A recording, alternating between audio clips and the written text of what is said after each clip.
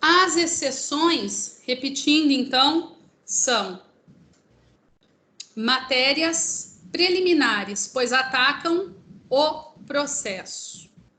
Elas poderão ser peremptórias, pondo fim ao processo, ou dilatória. Não põe fim, mas há um vício. O vício deve ser sanado para que o processo tenha tramitação com força no fair play, que significa o jogo justo, certo? Agora, eu passei para vocês. Cuidado, cuidado. As exceções em que pese predomine e deve predominar, que se elas não forem feitas tal como prescrito no Código de Processo Penal, de maneira apartada, por meio de um incidente, esta é a forma prescrita na legislação processual. Apartado por incidente, distribuído por dependência. Ok, mas se assim não for feito, não tem problema. Instrumentalidade das formas. Não há prejuízo, translado, remete cópia, abre um incidente, vista ao MP e toca o barco. Isto é a ciência processual moderna. O ato, mesmo que não esteja a fórmula prescrita na lei, se ele for hábil a alcançar seu objetivo sem gerar prejuízo, ele deve ser aceito, ok? Instrumentalidade das formas, neste caso, predomina sobre o culto da formalidade. Por que, Natália? Porque, veja, ele alcançou a sua finalidade e não restou nenhum prejuízo. Ok, agora a história é outra. Cuidado, mesmo tratando de uma exceção, nós podemos sim ter operada a preclusão consumativa. Como assim? O ato deveria ser posto, o ato processual, no prazo legal, mas não foi. E aí? Aí, meus amigos, há sim a denominada preclusão consumativa. Aí perdeu, literalmente perdeu o direito de pleitear a exceção. Só que outro detalhe, só que nós temos que ter em mente que diversas exceções, elas são matérias reconhecidas como de ordem pública. Elas são reconhecidas como matéria de ordem pública. O que significa dizer que não há preclusão e elas poderão serem reconhecidas a qualquer tempo. Como assim? Como assim? Lembro a vocês e falei isso na nossa terceira aula. O processo penal, ele tem princípios. E um destes princípios é a amplitude de defesa, que é realizar a defesa com todos os meios e recursos inerentes. A defesa deve ser ampla, com todos os meios e recursos. Artigo 5º, inciso 55 da Constituição Federal. Pois bem, só que é preciso fazer um adendo. A amplitude de defesa, desde que o processo está ganhando esta nova roupagem de ciência processual moderna, desde que o processo penal, né? Porque o processo civil sempre teve esse caráter de ciência, mas desde que o processo penal vem auferindo este caráter de ciência processual moderna, já está claro.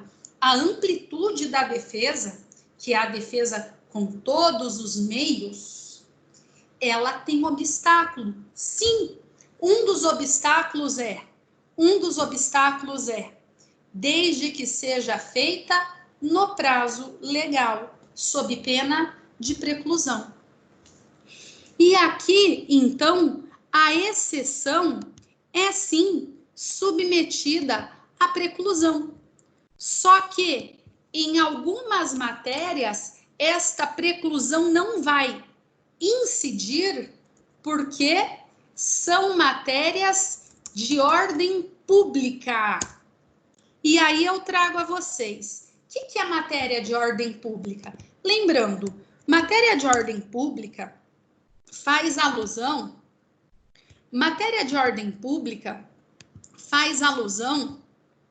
a um conceito indeterminado. Se nós pararmos para ver, é verdade. É um conceito amplo, genérico e abstrato. É um conceito genérico e abstrato. Sim, ela, na verdade, faz alusão a um princípio geral. Que diz respeito a... Este princípio geral, ele diz respeito ao fim instrumentário do direito processual. Deixando claro que este fim instrumentário, em algumas vezes, ele faz menção a determinados regramentos imperativos que suplanta, que ultrapassa a vontade das partes. Ou seja, em alguns contextos, a matéria versa sobre um verdadeiro imperativo do direito, em que ele tem aplicação inequívoca, superando a vontade das partes e devendo ser reconhecido a qualquer tempo. Este conceito, ele não tem uma definição inequívoca, certeira, mas eu trago a vocês que ele encontra esse conceito de matéria de ordem pública, ele encontra previsão no artigo 17 do LIDB, que é a Lei de Introdução ao Direito Brasileiro. As leis, os atos e sentenças de outro país, bem como quaisquer declarações de vontades, não terão eficácias no Brasil quando oferecerem soberania nacional, a ordem pública e os bons costumes. Ou seja, ainda tratando a matéria sob esse seu viés principiológico, a ordem pública, ela foi sim disposta, obviamente, em outro contexto, mas tem previsão no artigo 17. E se refere a algumas matérias que, pela sua própria natureza, pela sua ontologia, possuem aplicação inequívoca, obrigatória, devendo serem reconhecidas como basilares, pressupostos do direito. Lembrando a vocês, não há interesse em que qualquer pessoa seja julgada, condenada ou absolvida num processo não conforme a lei. É isto. Então, algumas matérias, pela sua ontologia, pelo seu teor, pelo seu significado, eles têm aplicação inequívoca, deixando claro que o processo é sim um instrumento submetido ao direito material. Portanto, eles têm congência absoluta O interesse é de ordem pública e marcante. Devem até mesmo ser conhecidas de ofício. Não são atingidas pela preclusão e passíveis de reconhecimento a qualquer tempo e qualquer grau de jurisdição. Por quê? Porque haja visto o teor, a ontologia, o teor da norma, haja visto o teor da norma, o interesse público da sua aplicabilidade é marcante. E esta norma torna-se imperativa, absoluta. Portanto, não atingidas pela preclusão, pode ser reconhecidas de ofício, possível de reconhecimento em qualquer tempo e grau de jurisdição. Neste sentido, eu quero trazer para vocês, então, que as exceções, mesmo que não opostas no prazo legal da resposta à acusação, qual seja 10 dias, elas poderão serem reconhecidas a qualquer tempo, quando forem matéria de ordem pública, pelo interesse público marcante disposto no seu teor. Exemplo. Me dá exemplo, professora. Vamos lá. Vamos lá. Litispendência, ilegitimidade de parte, coisa julgada, incompetência apenas absoluta,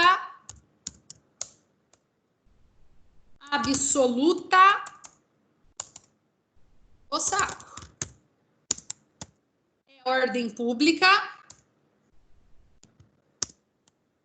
impedimento,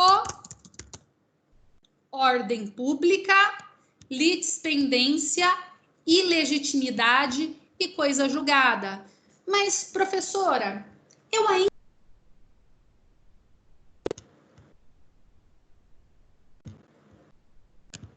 Professora, eu ainda estou um pouquinho perdida. Vamos lá, vamos lá, vamos lá.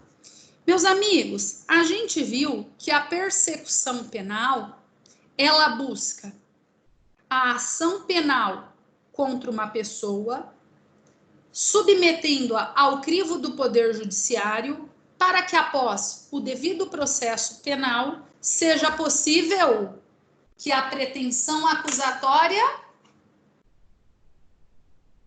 seja julgada procedente. Então, a persecução penal é isto, é a ação penal submetida ao crivo do Poder Judiciário para que a pretensão acusatória seja então julgada procedente. Ou seja, e você julga uma pretensão acusatória procedente com qual finalidade?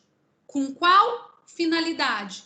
Para que a pessoa seja submetida a uma pena, a uma sanção penal. Logo, nós não podemos nunca esquecer a relação do processo penal com a pena, com a sanção penal. Somente poderá ser submetido a uma sanção penal aquele que foi processado conforme a lei. Aí eu pergunto, a pena, ela tem uma tríplice finalidade, que é reinserção social, chamada ressocialização, prevenção, que é a função utilitária da apenação, que é diminuir a periculosidade ali da pessoa, estou falando isso a grosso modo, e a retribuição, que é o castigo. A minha pergunta é: qual é o interesse público marcante? Qual é o interesse público marcante de processar alguém pedindo para que esta pessoa seja condenada para que esta pessoa seja condenada por um crime que ela já foi condenada? Nenhum. Nenhum. Porquanto, em que pese tenha sido previsto exceção de coisa julgada, obviamente, ela é matéria de ordem pública. E mesmo que não tenha sido oposta no prazo da resposta à acusação, poderá ser arguida em qualquer tempo, sob qualquer grau de jurisdição. Por quê? Porque é o imperativo da norma. Ninguém pode ser condenada duas vezes pelo mesmo fato. Condenada duas vezes pelo mesmo fato. Outro.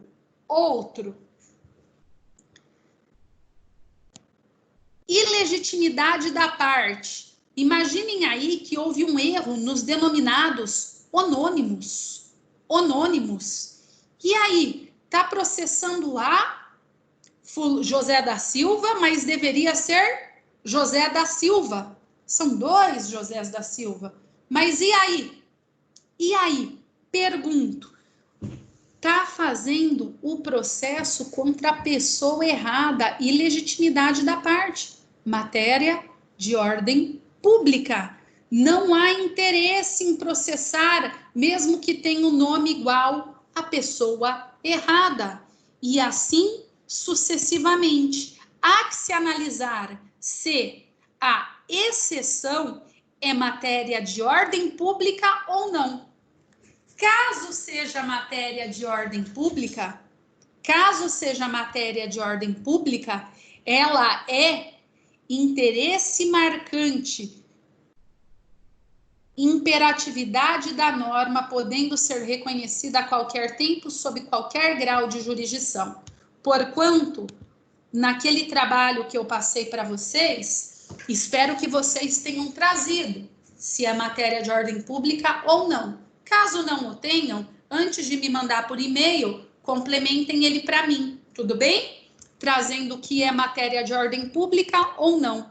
Ao meu ver, a grosso modo, olhando aqui, ó, a suspeição propriamente dita, que é a suspeição mesmo, não é o impedimento nem a incompatibilidade, ela é matéria não ordem pública, e a incompetência de juízo relativa é matéria de não ordem pública. O restante, obviamente, depois vocês vão fazendo o trabalho, mas é tudo matéria de ordem pública. Corrobora aí para mim.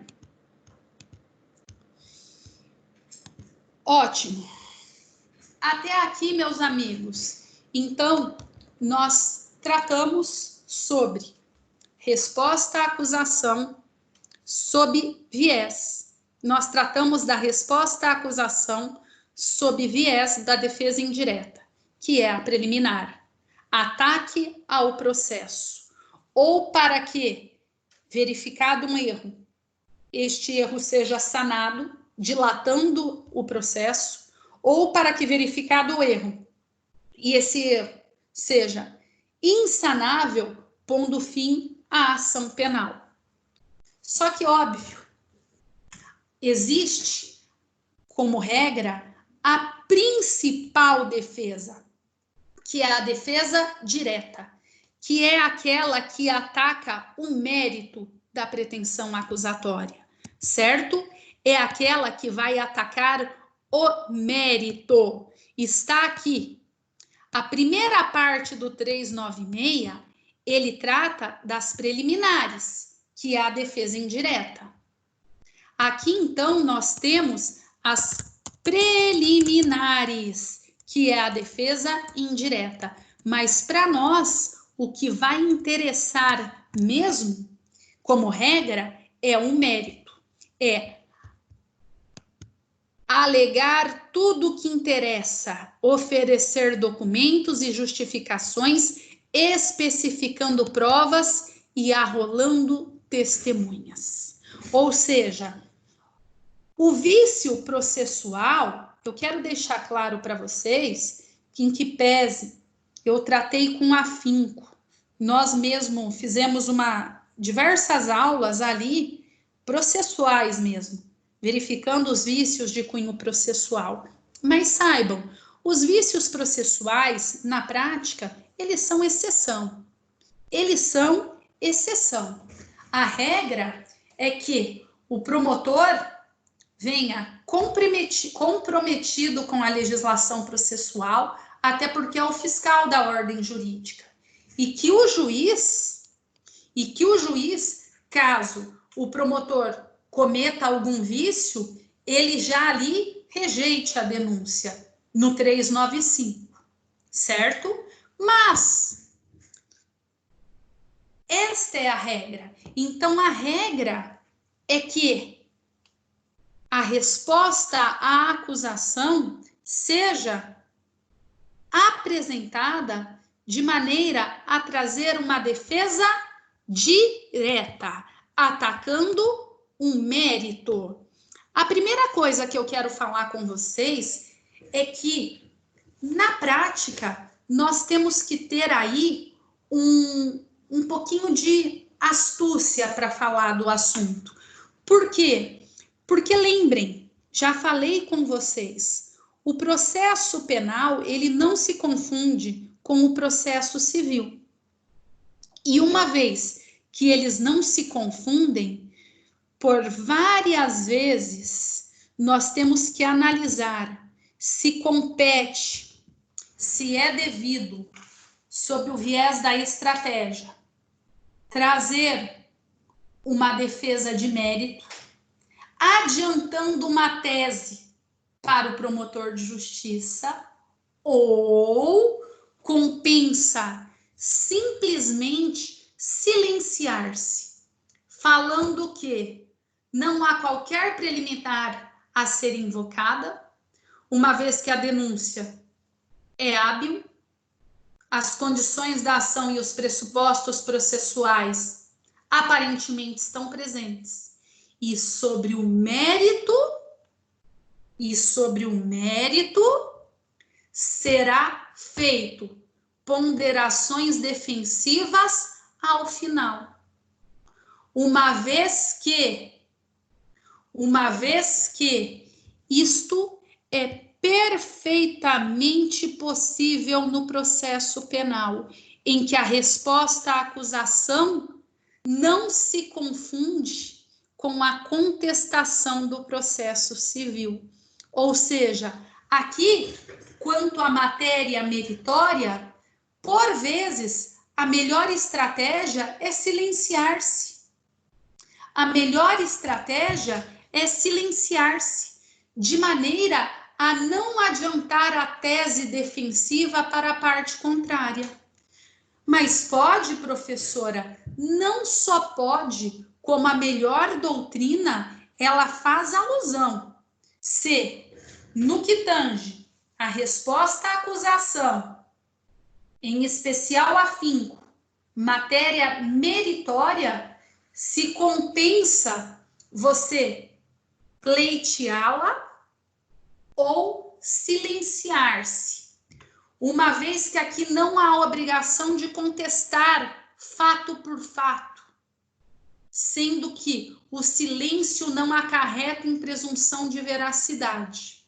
Portanto, eu, por vezes, considero que o melhor caminho é silenciar-se. Sabe por quê? É simples. Porque a absolvição sumária somente vai existir se for manifesta, se for óbvia, se for patente a absolvição. Lembrem, nesta fase, nós estamos diante do indúbio pro societate. A dúvida aqui, até o final, até a sentença, até o final do nosso procedimento, qualquer que seja o procedimento no processo penal, qualquer que seja o procedimento, a dúvida é favorecedora da sociedade. O indúbio é pro societate, sendo que só na fase do julgamento, só na fase da sentença é que predomina o indúbio pro réu.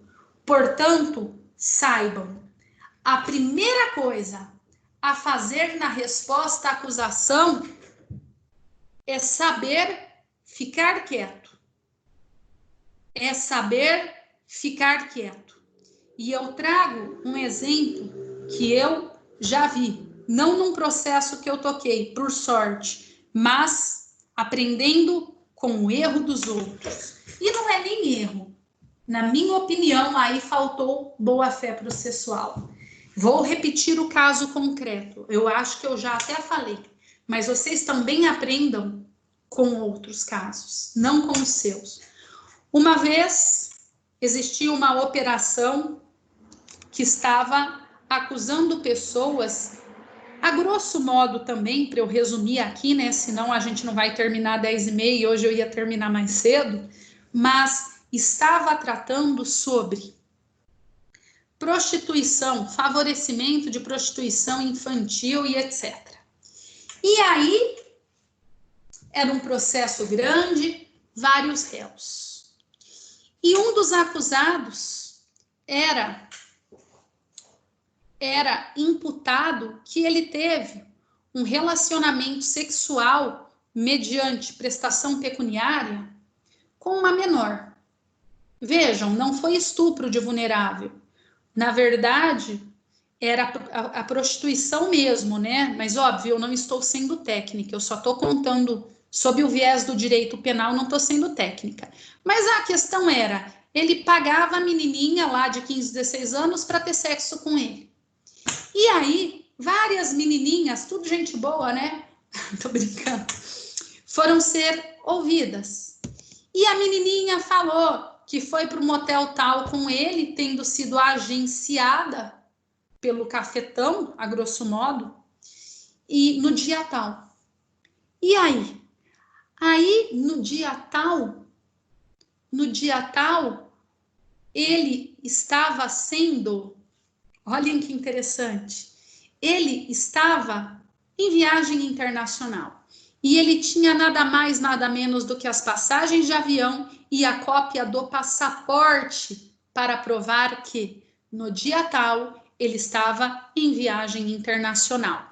E ele ali adiantou-se na tese meritória. Afinal, ele tinha certeza. Repito, o réu se defende dos fatos narrados na denúncia. E ele falou... Como que está me acusando de ter tido relação sexual por paga, né? Mediante prestação pecuniária com ela em tal dia. Nesse dia eu estava na Europa e eu provo. Tudo bem, ele provou. Olhem. Depois a denúncia foi rejeitada por aqueles fatos.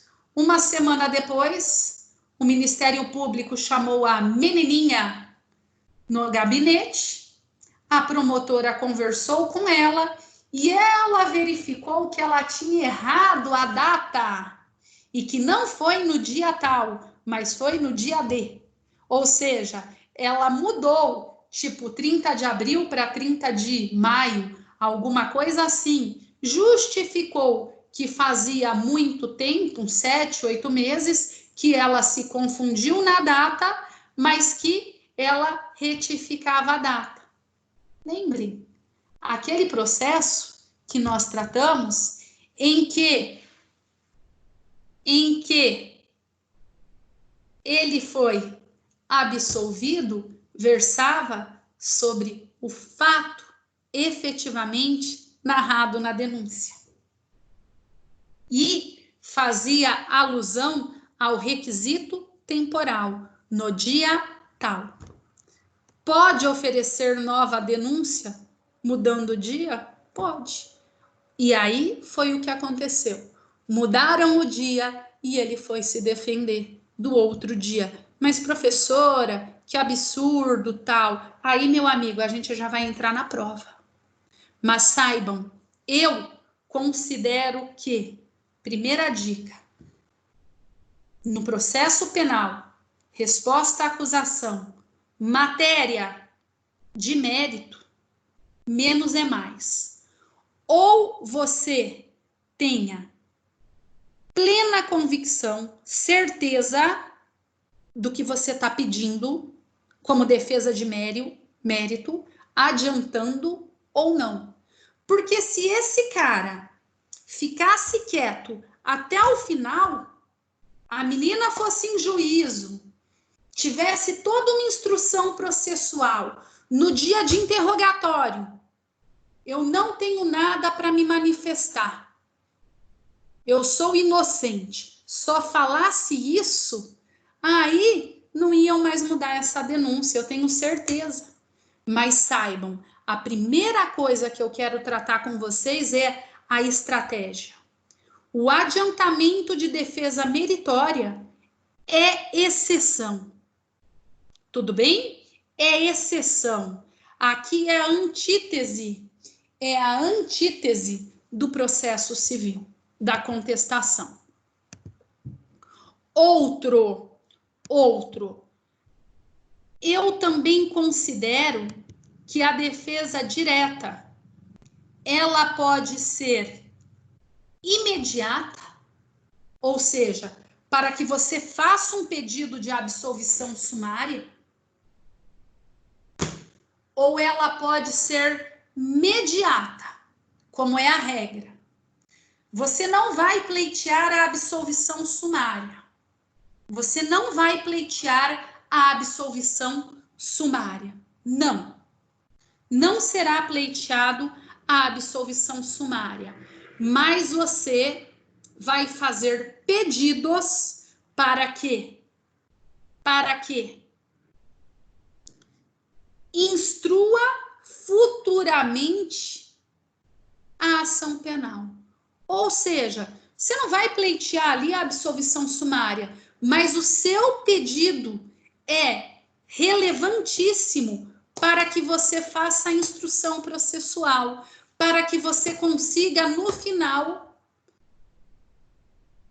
que a pretensão acusatória seja improcedente.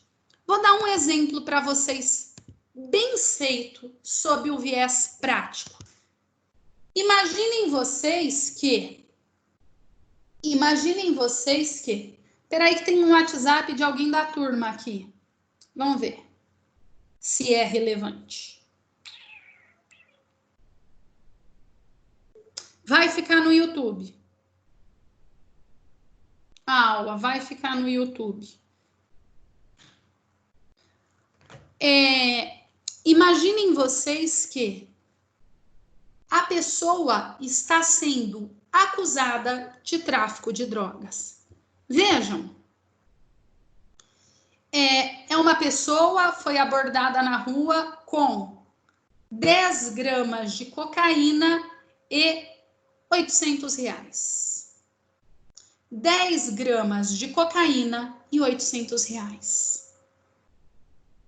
E aí, o promotor vai pedir o promotor vai oferecer denúncia pelo tráfico propriamente dito, artigo 33. E você vai pedir para que a denúncia seja julgada parcialmente procedente, como título de defesa, de resposta.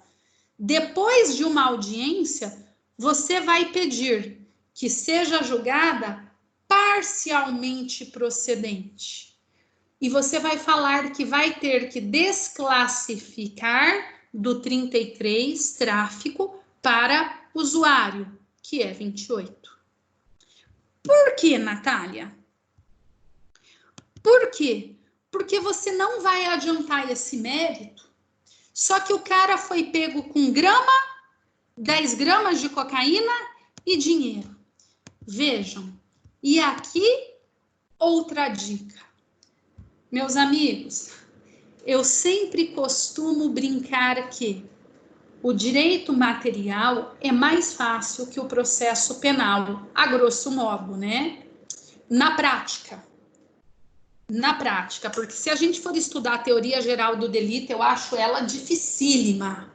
Se nós formos estudar efetivamente a teoria geral do delito, ela é muito difícil. Mas na prática, o direito material é muito mais fácil do que o processo penal. Sabe por quê? Porque o direito material, ele é possível que você se prepare propriamente dito. Vai ter uma audiência, você vai fazer uma resposta à acusação, tá lá o crime que você vai ter que defender a pessoa. Então você pega uma doutrina, um manual e leia sobre o crime com um ótimo doutrinador. Aí você pega um código penal comentado e leia a doutrina com um ótimo doutrinador. Na sequência, você conversa com o teu cliente, veja ali, já de acordo com o direito material estudado, quais são as teses de defesa. Em seguida, você leia de novo. E aí faça o ato processual. Sem esquecer de olhar decisões recentes dos tribunais superiores, em especial o STJ e o tribunal que você está lidando. É Paraná, TJPR, é São Paulo, TJSP, e assim sucessivamente. O direito material na prática, ele é passível de preparo, mas o processo penal, não, porque ele é extremamente dinâmico. Ele corre tudo embolado. Então, olhem, nesse caso do traficante pego em flagrante, com 10 gramas de cocaína e R$700, você sabe que você, olhem, defesa imediata. Compensa fazer a defesa para absolvição sumária imediata, ou compensa fazer uma defesa imediata, visando que no final ele seja absolvido. Vamos lá. O que você tem que ler?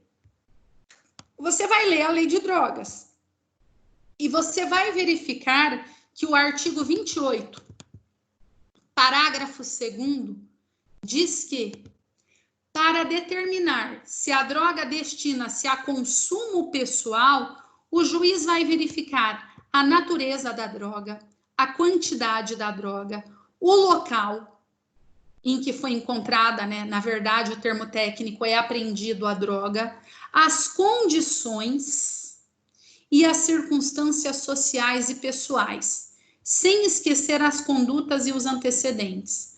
No caso, vai ser arguido pelo Ministério Público ao final que a pessoa estava com droga pronta para consumo e dinheiro. E aí, vamos lá, você vai ter que ver as circunstâncias. Só que lembra, nessa fase, a dúvida favorece quem? A sociedade, meu amigo. A dúvida favorece a sociedade. Portanto, imaginem o caso concreto. Compensa você não adiantar tese e pedir para, tal como ocorreu no caso concreto, aconteceu exatamente isso com um cliente meu. Eu falei assim, meu amigo, mas por que você estava andando 7 horas da noite na rua com 10 gramas de cocaína e R$700 em dinheiro? E ele me respondeu, doutora Natália, eu saio 5h30 do serviço. Peguei minha bicicleta e tinha acabado de receber. Era dia de pagamento da empresa em que eu trabalho. Peguei a minha bicicleta, fui no banco, tirei dinheiro. Tirei esse dinheiro e comprei essa droga porque efetivamente eu uso. E tirei a mais porque porque eu pago R$700 de aluguel, moro no fundo e na frente é a casa do proprietário, então eu iria pagá-lo.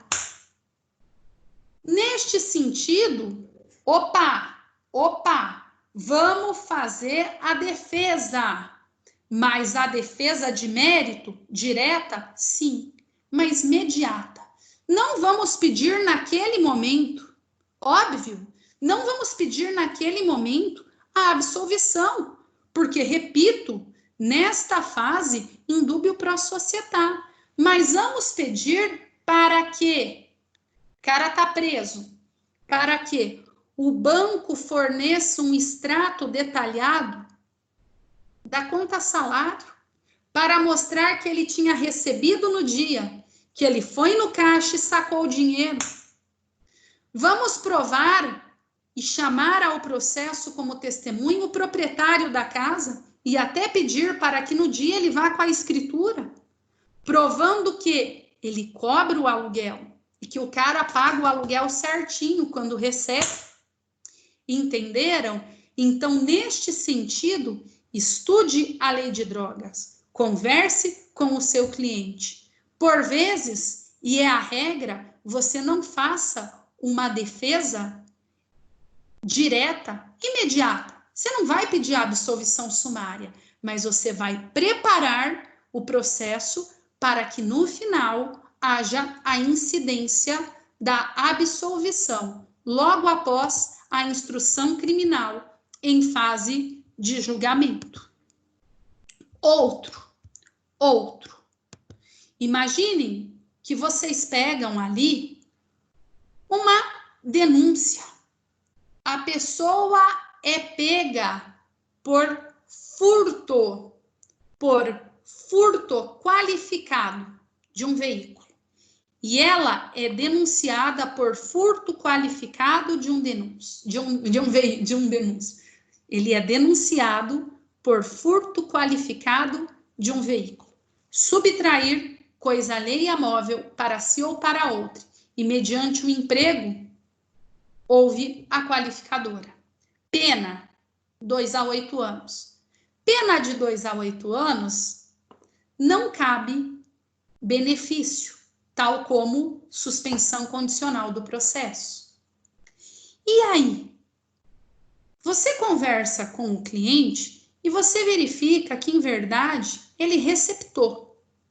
Que, na verdade, ele adquiriu coisa produto de furto. Ele adquiriu coisa produto de furto. Aí, o que você vai fazer?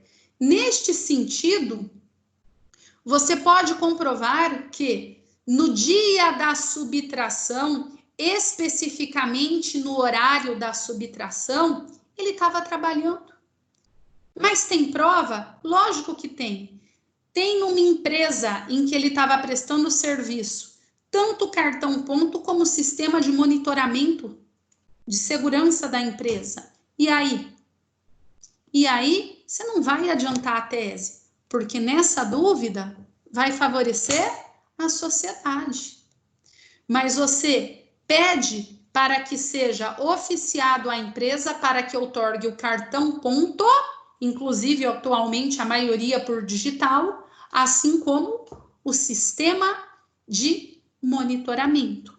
Para isso, você vai olhar que o fato foi narrado na denúncia de maneira circunstanciada, com data, sendo que naquele horário ele estava em outro local. E mais, você vai ter que saber bem distinguir o que é furto, o que é qualificadora e o que é receptação.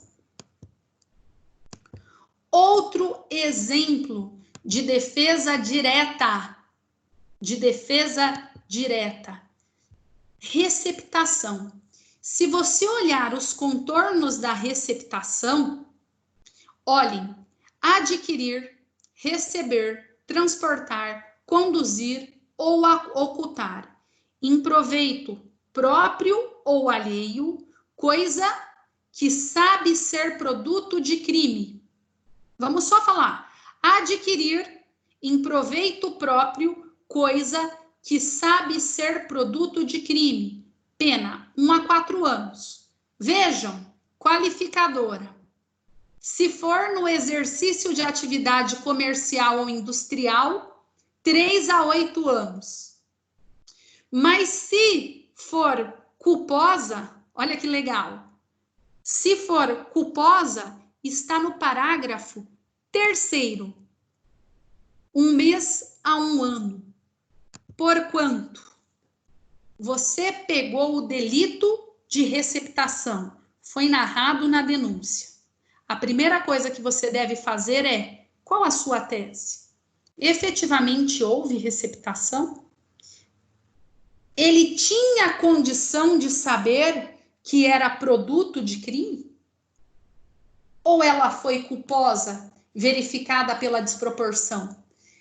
Olhem, neste sentido, meus amigos, toda vez que você pegar uma denúncia em que narra a receptação, você vai ter que estudar o artigo 180, para que, em contato com o seu cliente, porque nós estamos falando de resposta à acusação, você trace a tese defensiva.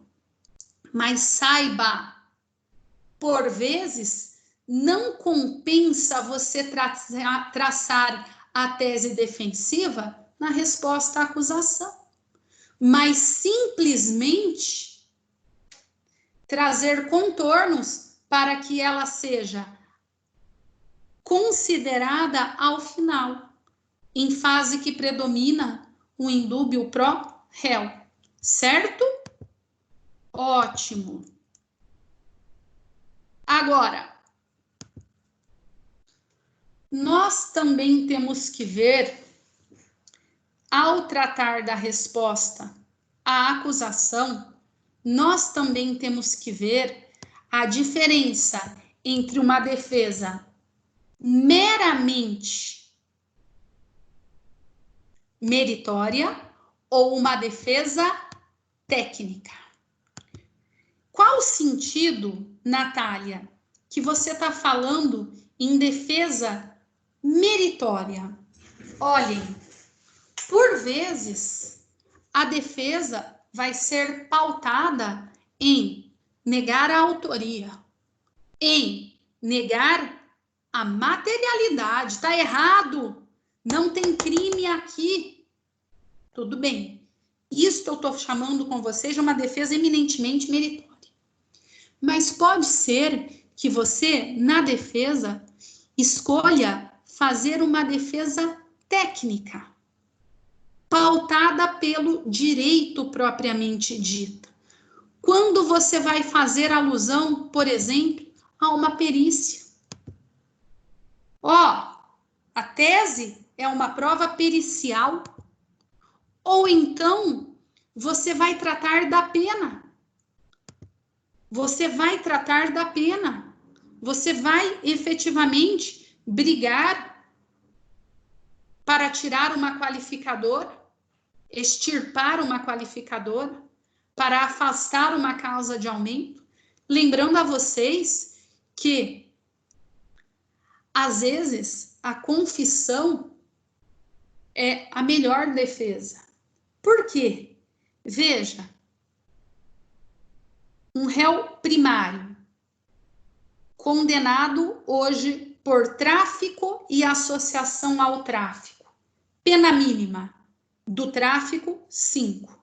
Associação ao tráfico, 3. 5 mais 3, 8. Regime semiaberto. No Paraná, não temos colônias suficientes no interior do Paraná, a depender da colônia, imediatamente monitoramento eletrônico. O cara não fica, vamos falar aí da comarca em que vocês estão, Arapongas. O cara não fica mais do que 3 meses preso, é o tempo de responder ao processo. Réu confesso. Então, 8 anos, liberdade. Isso é técnico, isso é porque você sabe do direito. Agora, se ele pegar 8 anos e 1 dia, é fechado. Aí, meus amigos, é praticamente 2 anos e 6 meses para ele progredir ao semiaberto. E se no semiaberto, quando ele progredir para o semiaberto, tiver, por exemplo, uma colônia ou um estabelecimento similar, vai mais aí 1 ano e pouco de pena. Entenderam a diferença? Isto é defesa técnica. Então, saibam, por vezes, na resposta à acusação, você simplesmente vai fazer uma defesa direta, imediata, preparando o processo para o julgamento, para que no julgamento você não vá pedir ali, quem sabe, a absolvição, mas por uma via oblíqua e certeira, você vai conseguir alcançar a liberdade do teu cliente. Tudo bem?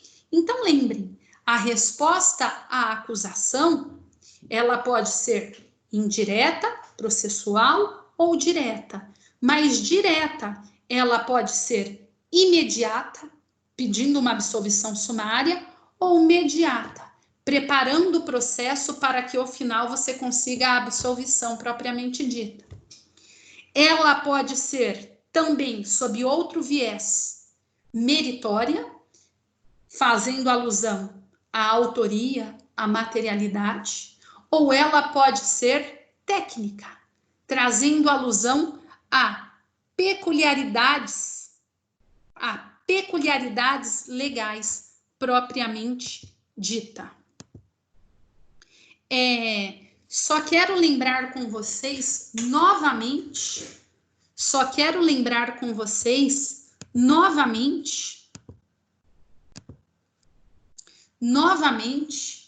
sobre a preclusão consumativa. Por quê? Porque é muito importante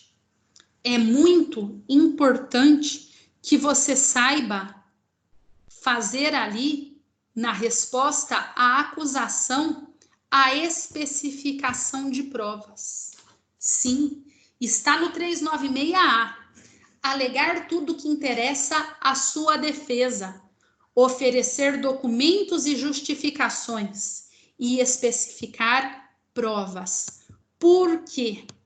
Porque saibam, no que tange às provas, operar-se-á a preclusão consumativa. O que você não pedir como prova na resposta à acusação, em regra, preclui. No que tange à especificação de provas.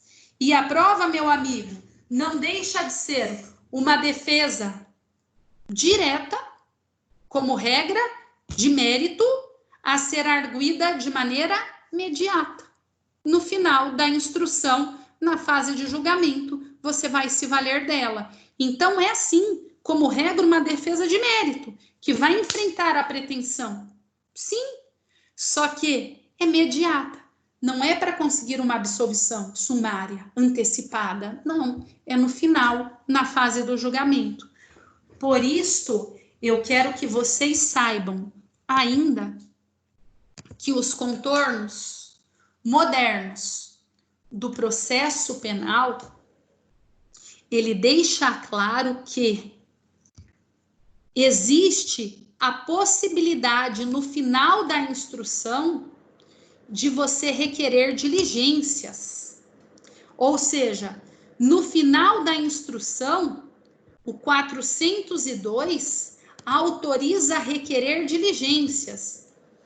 E esta diligência pode até mesmo ser uma prova. Só que, cuidado,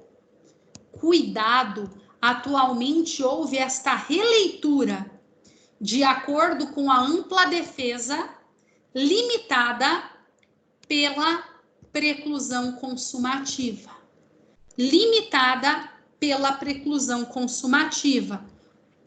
Este requerimento final, o 402, é chamado de requerimentos finais, ao final da instrução.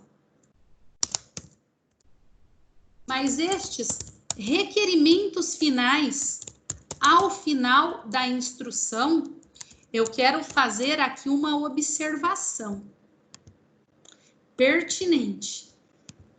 Ele se refere especificamente a provas que se originem dos fatos apurados na instrução. E hoje, a regra é, se for relacionado a algo que existia ciência prévia, mas a defesa literalmente, não literalmente, mas no sentido de comeu barriga, não requereu na resposta à acusação, não protestou por esta produção probatória na resposta à acusação, que era o momento adequado de especificar provas, precluiu. Já era. Precluiu. O pedido será indeferido. Cuidado, hoje requerimento final é só para e exclusivamente para circunstâncias ou fatos apurados na instrução. Logo, você tem que pedir no momento certo. Mas, professora, temos alguma exceção? Sim. Exceção é prova documental, porque os documentos podem ser apresentados em qualquer fase. O entendimento é que documentos podem ser apresentados até a sentença, porque o artigo 231 disse, em qualquer fase do processo.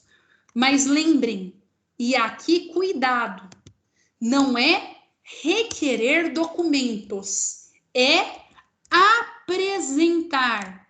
Você pode, então, apresentar um documento por uma estratégia processual no final, depois da instrução? Pode. Pode. Desde que você já tenha esse documento.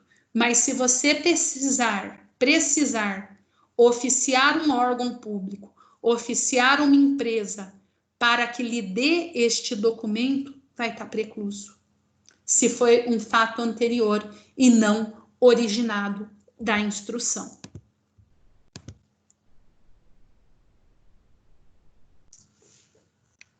Outra coisa que eu quero falar com vocês, e aqui é algo que eu sempre falo. Quando você for fazer a resposta à acusação, você leia a denúncia, observe a investigação preliminar, faça esse crivo de tudo que nós conversamos até agora, mas de maneira técnica, tá? Porque você tem uma missão na resposta à acusação, que é resistência. Existe a pretensão acusatória, que está apresentada, existe a pretensão acusatória, que está oferecida com a denúncia. E aí a defesa tem uma finalidade, resistir. É a pretensão de acusar versus resistência defensiva, ok? Pretensão de acusar versus resistência defensiva. E neste sentido, saiba, se você for especificar provas e tudo que você for tecer, fazer a sua defesa, cuidado, ela deve ser pertinente e relevante.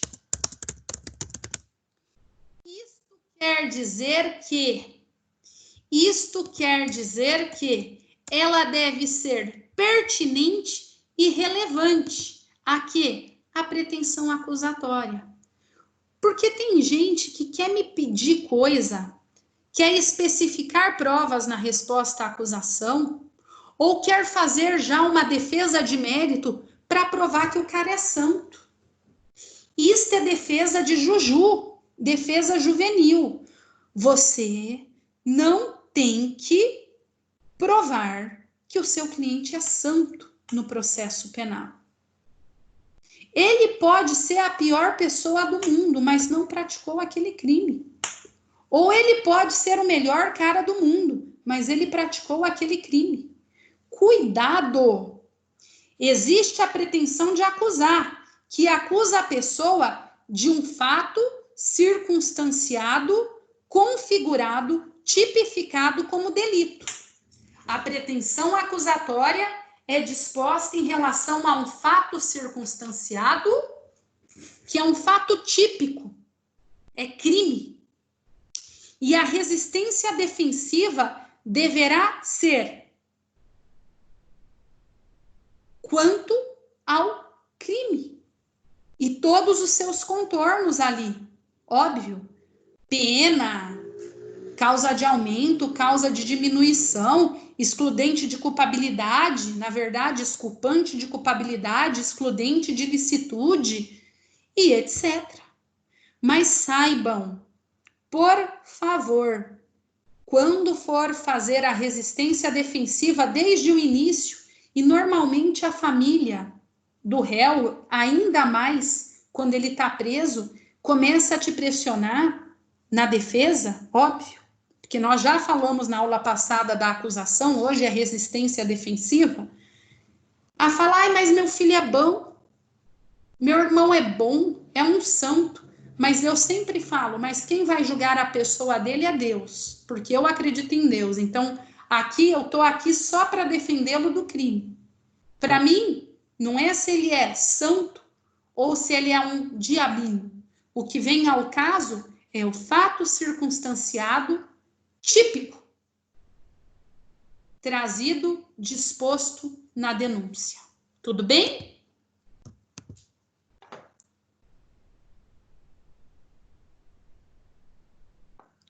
Outra coisa, neste sentido, de tudo que eu expus até vocês, eu quero trazer mão. Olha que interessante. Você quer falar que teu cliente é inimputável, porque ele não tem capacidade de entendimento ou capacidade de determinação. Logo, por ser enfermo ou ter alguma doença mental, ele era inimputável. Artigo 26 do Código Penal. Ok. Mas esta inimputabilidade, ela é conhecida faz tempo. Esta inimputabilidade, ela é de conhecimento prévio. Como assim, de conhecimento prévio? Ora, você tem documentos desde cedo, desde o começo, que o cara é inimputável. O que fazer? Ora, desde a resposta à acusação, você já requer a inimputabilidade, pedindo para que seja instaurado um incidente de insanidade mental. Ah, mas e se for indeferido? Pode ser que o juiz fale, olha, neste momento não vejo por que ser deferido. Nada impede que depois da audiência você consiga ali provas e requeira de novo. Mas saiba, o melhor momento técnico para requerer já é na resposta à acusação. Tudo bem? Melhor momento técnico. Outra coisa que a gente ainda não falou. As testemunhas dispostas na resposta à acusação, eu quero lembrar vocês, as testemunhas dispostas na resposta à acusação, elas devem ser arroladas, ou seja, disposto quem são. Você não pode arrolar como testemunha. fulano de tal, beltrano de tal, cicrano de tal. Ou testemunha A que viu o fato, testemunha B que viu o fato, testemunha C que viu o fato. Não. Você deve arrolar as testemunhas, mesmo que não esteja o nome completo. Você traga as condições delas serem identificadas. Já teve vezes que eu não tinha o nome da testemunha completo, mas eu expliquei o porquê que eu não estava trazendo o nome completo, a dificuldade fática, e pedi ali que ela fosse arrolada, qualificada e requerendo intimação quando necessário. Por quê? Você pode arrolar e qualificar a testemunha, mas se você não requerer a intimação, saiba, ela não será arrolada, não será intimada por oficial de justiça. Ela vai ter que comparecer independentemente. Tudo bem? Repito, você deve arrolar e qualificar as testemunhas. Se não tiver a qualificação completa, justifique a razão, mas coloque algo de maneira que ela possa ser identificada e requeira a sua intimação. Você não deve requerer a intimação se ela for comparecer independentemente.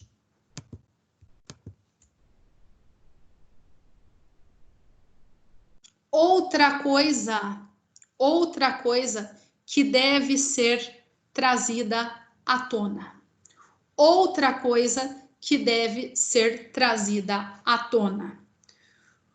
Durante o curso do processo judicial, é permitido às partes, quanto à perícia, requerer a oitiva do perito para esclarecerem a prova ou responderem quesitos. E outro, isso está no artigo 159, parágrafo 5º. Ou seja, requerer a oitiva dos peritos para esclarecerem a prova ou responderem quesitos. Outro, no Código de Processo Penal, artigo 400, diz que na audiência de instrução poderá haver declarações do ofendido, que é a vítima, inquirição das testemunhas, bem como esclarecimentos do perito. Lembrando a vocês, parágrafo 2º, os esclarecimentos dos peritos dependerão de prévio requerimento das partes. Portanto, algo que todo mundo esquece. Começou o processo, verifique se já houve a juntada da perícia. Todo crime que deixa vestígio, como regra, tem que ter prova pericial. Artigo 158 do Código de Processo Penal. Repito, todo crime que deixa vestígio é chamado não transeunte. Ele deverá ser periciado. A regra é perícia. Esta é a regra. Tem exceções, mas hoje não vem ao caso. Portanto, já na resposta à acusação, veja, perícia. Olhe a perícia e ali, se você achar necessário, você já peça esclarecimento do perito, se a perícia já estiver nos autos. Na resposta, proteste como prova esclarecimento do perito. Por quê? Se não preclui, meu amigo. Detalhe, isto quer dizer que você deve, já na resposta à acusação, olhar o processo inteiro, até onde foi produzido, olhar o inquérito, olhar as perícias. Não é só ficar quieto e esperar a audiência. Não, tem gente que acha que a melhor tese ser o silêncio é sinônimo de desídia. Não, olhe o processo inteiro e, se for conveniente, silêncio. Mas pode ser que você ache ali algo na perícia a ser aludido. Isto vocês vão ter em prova, aula de prova, certo? Vai ter aula de prova, teoria geral da prova e provas em espécie. Mas saiba, o momento de olhar é este. Professora, mas às vezes acontece da prova pericial, da perícia, do laudo pericial, ser juntado nos autos extratemporaneamente, no meio da ação penal. É comum, a perícia demora. Meus amigos, não há problema qualquer. Nesse momento, o que deve ser feito é: foi juntada a prova, o laudo, você é intimado. Se você tiver dúvida, você já peça o esclarecimento do perito, imediatamente. Mas se você não protestar, quando da resposta à acusação, se o laudo já estava ali, ou quando chegou o laudo que vem a posteriori, vai precluir.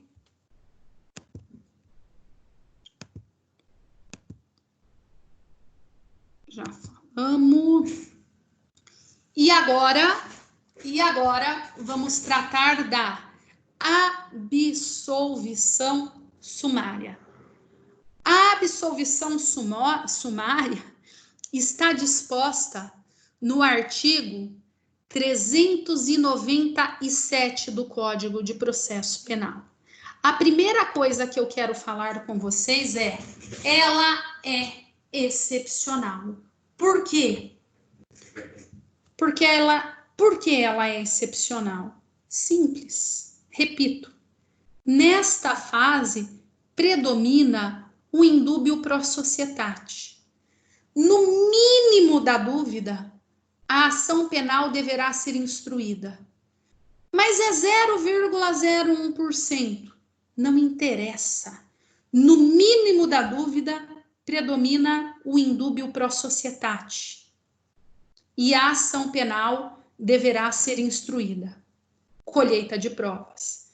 Somente no final, havendo julgamento.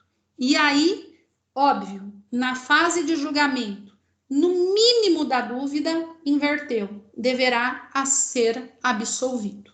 Mas saibam, por isto, a absolvição sumária é exceção. Ela só deve incidir quando ela apenas deverá incidir quando for manifesto a necessidade de absolvição ao ponto do juiz entender que aquilo é tão manifesto, dispensando a instrução processual, momento em que se colhe as provas. Porquanto, olhem a excepcionalidade. Deve estar desde já provado a necessidade da absolvição, ao passo que não há espaço para dúvida. Tanto que o juiz vai dispensar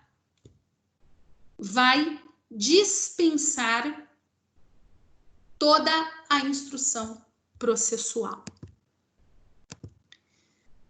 As hipóteses estão previstas no rito comum ordinário e sumário no 397.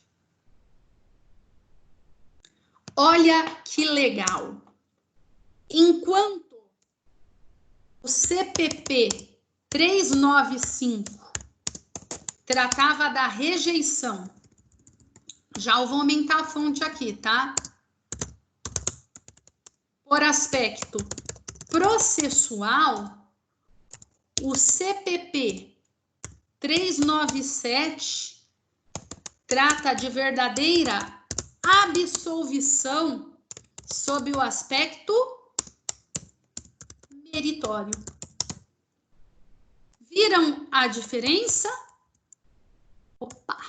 Viram a diferença? Ótimo. Aqui nós vamos versar sobre matéria de mérito. Enquanto no 395, que não era absolvição sumária, era meramente rejeição, cunho eminentemente processual. Vamos lá. Deverá absolver sumariamente quando verificar. E aqui, olhem, a existência manifesta da causa excludente de licitude. O que quis dizer o código ao trazer existência manifesta? É o que nós acabamos de conversar, que está provado a tal ponto que é dispensado uma audiência de instrução e julgamento.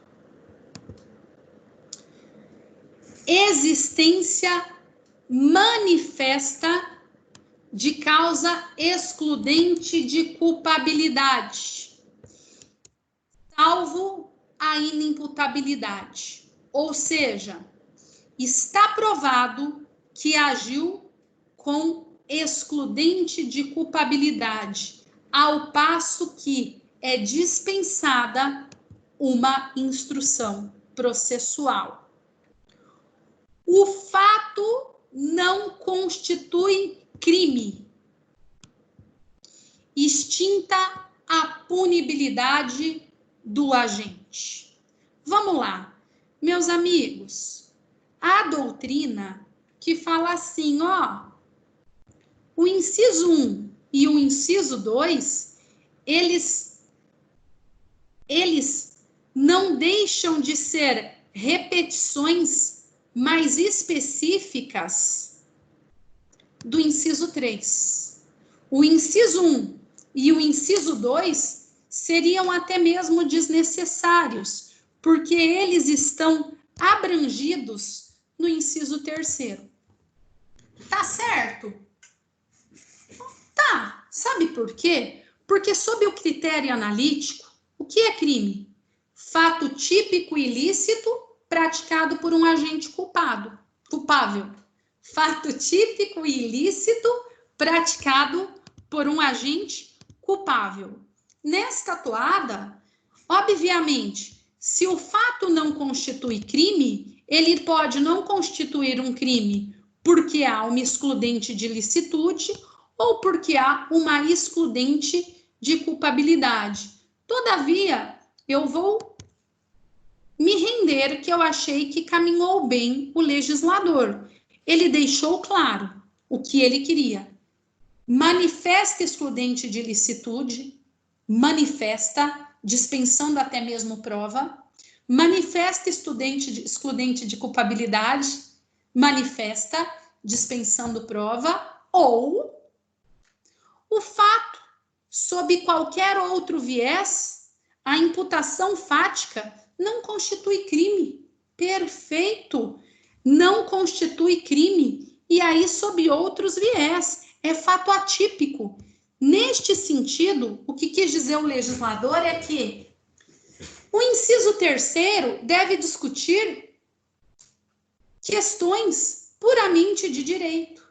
Não está discutindo prova, se está provado ou não está provado. É questões eminentemente técnicas. Olha, o fato narrado é crime, se adequa sob um juízo de tipicidade à conduta prevista no tipo penal ou não. Eu achei que o código caminhou muito bem. Está provada a ilicitude, a causa excludente de ilicitude, provada a causa de excludente de culpabilidade, ou, olhem, absolvição sumária no inciso 3º, tal qual ele foi disposto, não vai discutir se é ele ou não, se o cara é culpado ou inocente, se ele estava em legítima defesa, se ele era inimputável. Aqui, o que vai ser discutido é o viés técnico. É crime ou não é crime? É fato típico ou não é fato típico? Neste sentido, nós não precisamos de prova. Por quê? Porque nós vamos fazer alusão eminentemente à técnica, ao direito. E, por fim, extinta a punibilidade do agente. Meus amigos, aqui eu sou obrigada a mudar de opinião. Aqui eu sou obrigada a mudar de opinião. Porque se nós formos fazer uma alusão jurídica à extinção da punibilidade do agente, ela não versa sobre absolvição. Porque a extinção da punibilidade do agente, ela não discute mérito. Ela é uma sentença declaratória de extinção da punibilidade. Ela simplesmente reconhece que, pelo lapso temporal ultrapassado, ou por uma decadência, ou por uma renúncia, tal como nós já estudamos na nossa 5ª aula, tal como nós já estudamos, o Estado não vai ter direito de acusar, muito menos de punir. Tudo bem?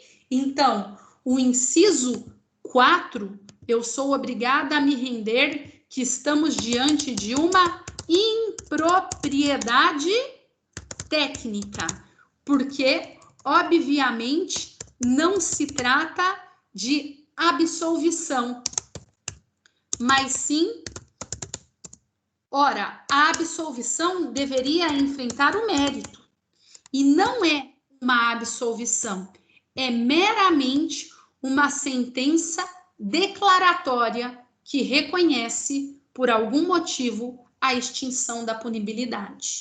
E digo mais, e aqui digo mais, a extinção da punibilidade, ela veio trazida no artigo 61 do Código de Processo Penal, a qual permite que seja reconhecida a qualquer tempo, porque é matéria de ordem pública. Portanto, a doutrina fala, isto não deveria nem existir, muito menos como absolvição sumária. A1, porque não é absolvição, não enfrenta o mérito. A2, porque não precisa ser este o momento. É cabível a qualquer tempo e em qualquer grau de jurisdição, haja vista ser extintiva da punibilidade. Tudo bem?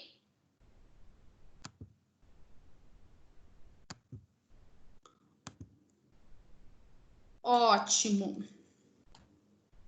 Agora, eu quero falar com vocês o seguinte.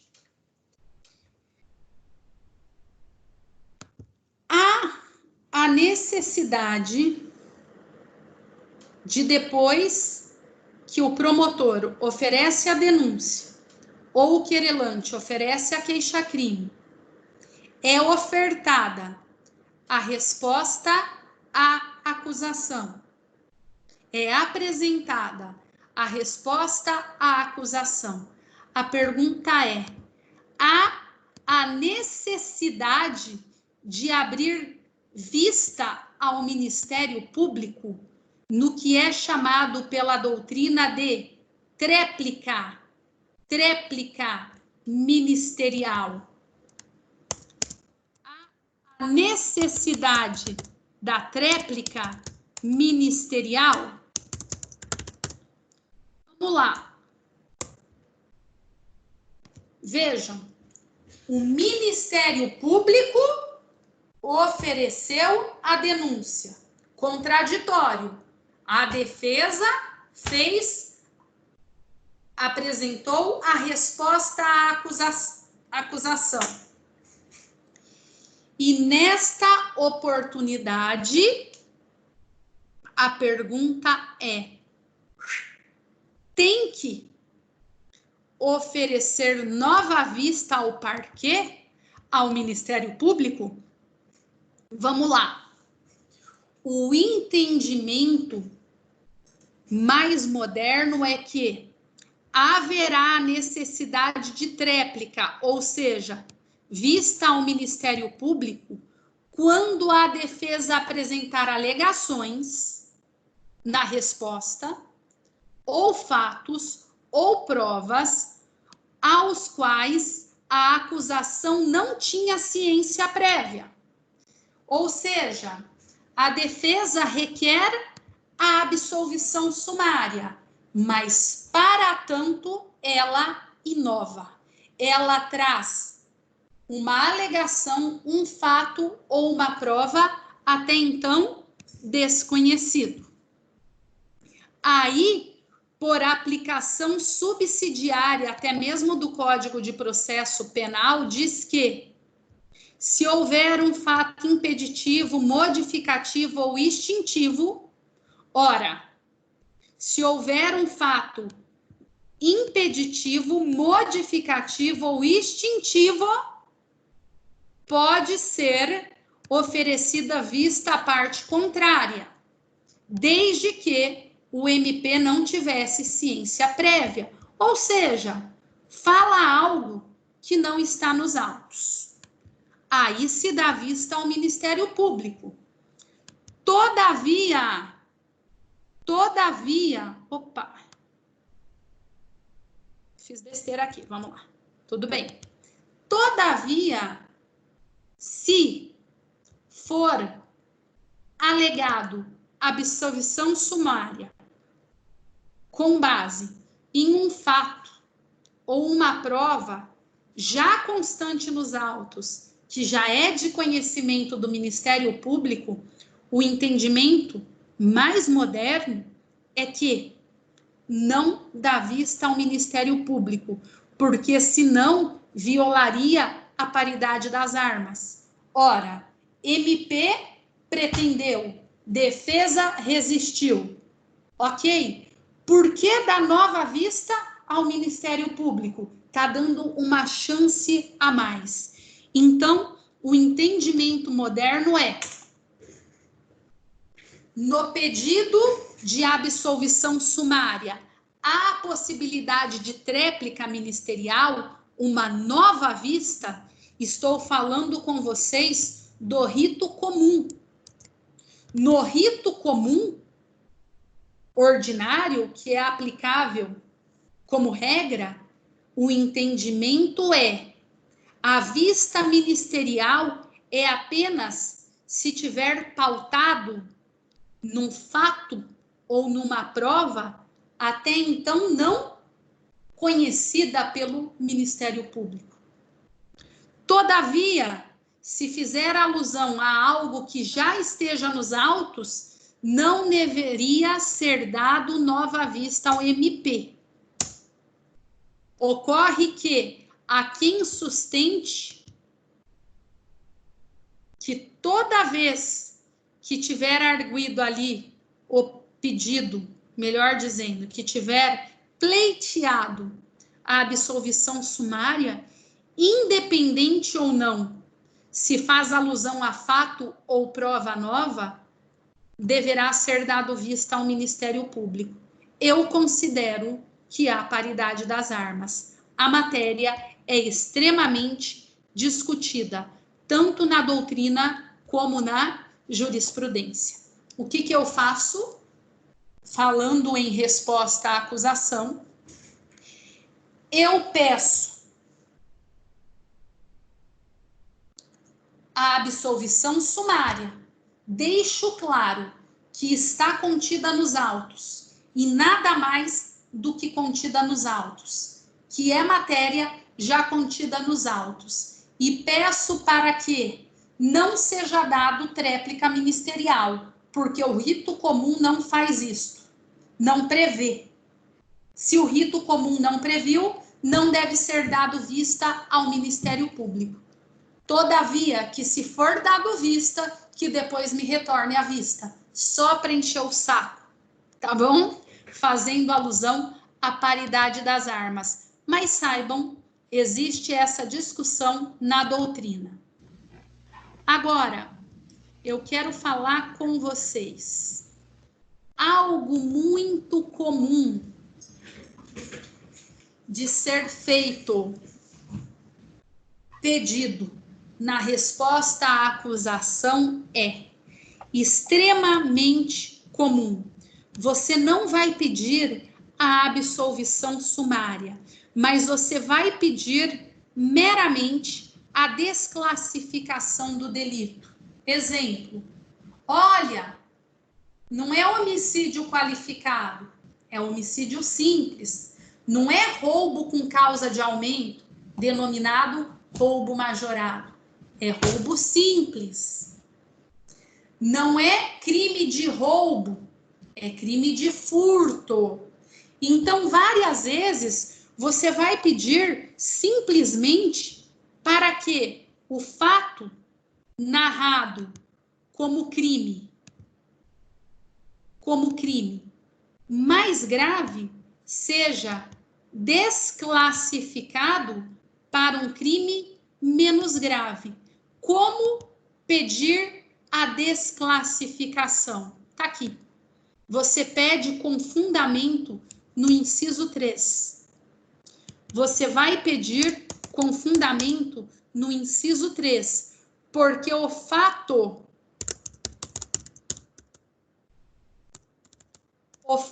narrado não constitui aquele crime disposto na denúncia, mas outro.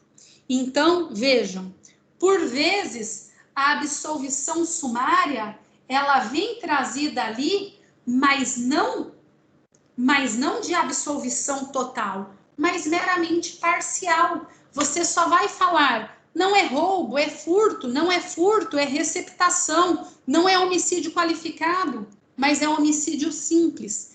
Neste sentido, nós vamos falar, o fato narrado não constitui este crime disposto.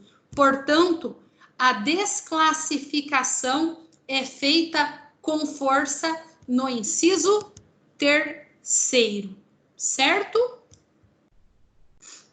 Outra coisa que eu quero falar com vocês é: cuidado. Nós conversamos bastante aqui sobre a tréplica ministerial. Só quero trazer uma observação. Discutimos se vocês entendem que ela é obrigatória ou não, só que eu quero lembrar a vocês que no rito do júri tem previsão específica no artigo 407 do Código de Processo Penal. No rito do júri, essa discussão não permeia, porque ela tem previsão específica no rito dos crimes dolosos contra a vida. CPP 407.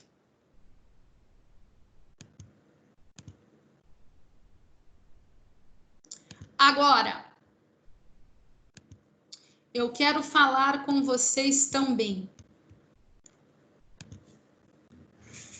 Peguei eu um caso em que ele foi bem interessante. Em qual sentido?